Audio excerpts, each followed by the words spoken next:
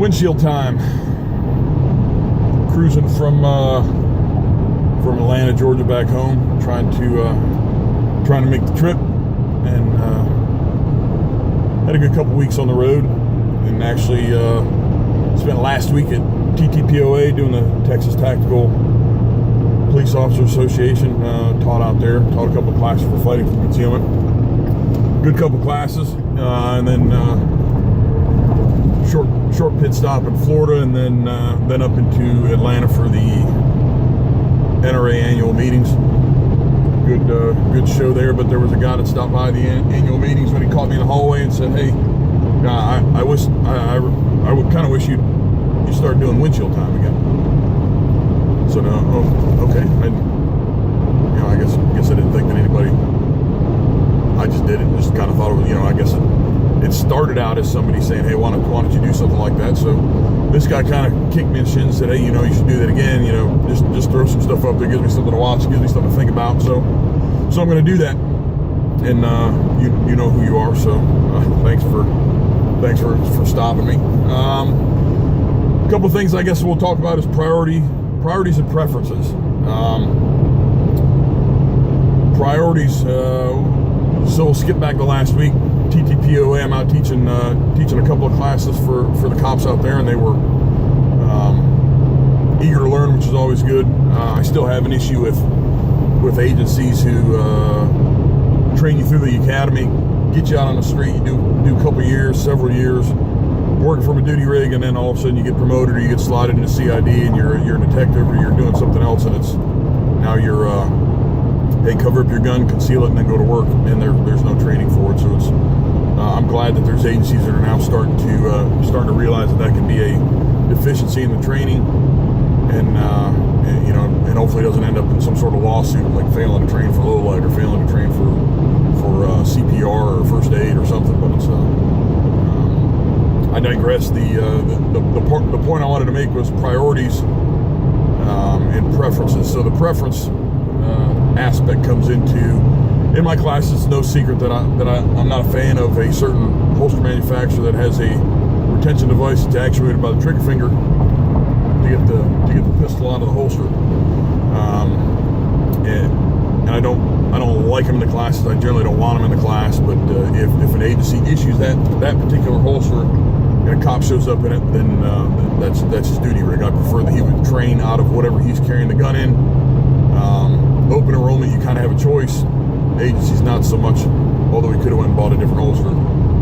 But again, I revert back to, hey, if you are issued that, the department says you have to carry it, and you're running in a plainclothes capacity, then I want you to get those reps. So I said, hey man, drive on.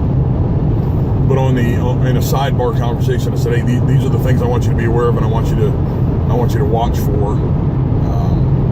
And obviously he gets a little bit of extra attention from myself and whoever's out AIing with me, because we know what the deficiencies are in the holsters and the design issues or the safety issues specifically for me. So run a 2 relay class, so it's nice because there's guys on first, second relay, and the other guys can do shooter coach kind of stuff, and they'll watch and see what happens, and I'll encourage them, hey, if you're going to try and take some of this back to your department and teach a little bit, or just share some stuff in roll call, or sit car to car one night and say, hey, he said this, and I saw this, added benefit for it. So we're running through just a single shot presentation drill, shaving time off and working through economy of motion and things like that, and I broke out the blue bastard, the pack timer. So as I'm running through there in front of you, we all know it. The beep goes off and everybody loses their mind. So it's several iterations into it. I'm watching the line and hit him with the beep, and he goes down to retrieve his handgun from concealment, clears his cover armor properly, goes down and falters getting the gun out of the holster because he went down and was trying to get the gun out, and started into his draw stroke and presentation so quick and so hard that he actually pulled up on the handgun, and it stuck in the holster just long enough that it was I saw that there was, caught it out of the corner of my eye, there was a break in his movement, didn't look right, drew my attention to it, and he pushed it back in the holster, deactivated the retention device and managed to get through his presentation, get the shot off. Last shot of the whole relay, he was the last one to break the shot clean. And as I was walking to him to address it, I asked the guys on the next relay, I said, hey, did anybody see that? And there were several that saw it. And as I normally do in a class, I said, hey man, it's guess what? Come on up here, Charlie Brown. We're gonna use you as a teaching point. So we did, and it was nothing more than, it wasn't a safety violation. There was no his finger to get on the trigger. He didn't have an ND. He was running a striker fire gun. Didn't have that, but it was a reliability. Basically, it's a reliability issue for me, where he needed to get his gun out. If that would have been a deadly force situation where split seconds count, he was the last person and ended up being over the.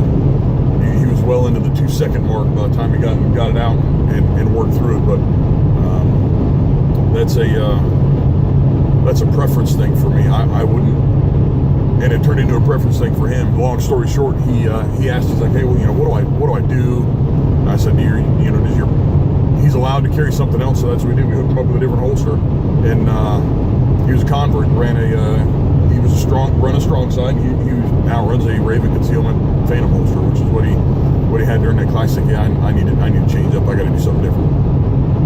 But also in the preferences standpoint, as a sidebar, in the classes, I always ask folks who runs appendix and who doesn't, and who wants to and has never been taught. And most people have never been taught an actual proper way to clear the cover garment, work and set up and gear, and all the little attributes and the minutiae that go through appendix and being able to do it safely. And through the class, there were some guys who wanted to try it. I said, hey, you can try it. We can set you up with holsters, but if you get to an hour or two down the lane and you decide that you're not sure, then strip that stuff off and go back to your duty rig, because I want you to get reps. I want you to get the reps, so should you need it while you're working, you can. But not one single dude wanted to give up. We were hooked them up with Eidolons, and they were running Raven concealment Eidolons, and not one guy. There was a couple of guys that were trying to trade off ammo, trying to trade off, anything. They were going through their cars trying to find stuff that I'd trade for, and it was. I ended up just giving them a code so they could get on and buy one. And there were guys that during lunch were on their phones and were buying holsters because the light bulb went off. So just that period of instruction of saying, hey, look, this is the gear you should use. This is what I found works best. This is the best belt. This is the best holster. This is the stuff that I've learned over the last 20 years. And there was a lot of conversions that went on those couple of days. So it was, and I've gotten some emails and some Facebook messages that, hey, thanks for the class. It's, it really changed my perception. It changed how I do things. Now I am confident in what I'm doing, and I can. So that's what means a lot to me, is when there's an actual switch that is thrown and guys pick that stuff up. So that's the first part. That's we're gonna now start talking about priorities.